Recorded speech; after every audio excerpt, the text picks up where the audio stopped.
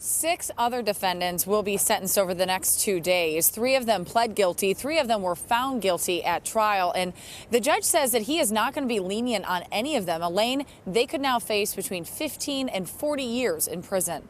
Jamie, can you tell us a little more about the 3 men who were sentenced?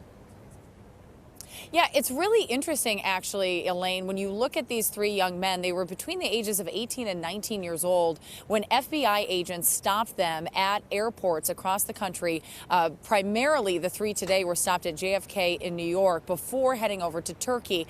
Now, what's interesting within this community is that so many people have talked about these young men being disenfranchised and very angry within their community here in Minnesota, the Somali community. But these 3 individuals had jobs. They were well liked at school. Many people said that they were popular students, and they still found themselves going online, watching these videos and falling for a lot of the ideology of these people over in Syria, these terrorist recruiters, and then signing up saying that they would come, pledging themselves to go over. Now, the interesting part as well is that one of them was not honest right away with authorities when he was picked up, and he's the one who got the least sentence today, Mr. Yuccas.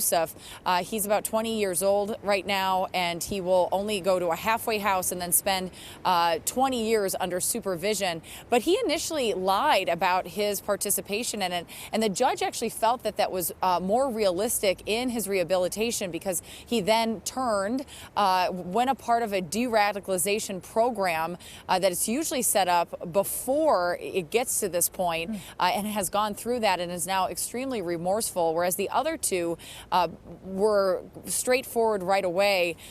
In particular, Mr. Warsami was straightforward right away, but has remained a little too clean in the judge's eyes, and so he sentenced him to 30 months in prison. And then you had the other individual, Abdurrahman, who ended up getting that 10 years in prison. The judge could have given him 15, but the interesting part about his story is that his dad in particular has gone around and he's trying to talk to the community saying, my son did the wrong thing. He knows that. He is starting to be rehabilitated, and I can't believe this happened to my family. And through the work of his father within the community, the judge did not give him the maximum of 15, but instead gave him 10. His son then in court turned around and thanked his father and apologized. It was a very touching moment and one of the more emotional moments in court today. All right, Jamie Yuccas for us. Jamie, thank you.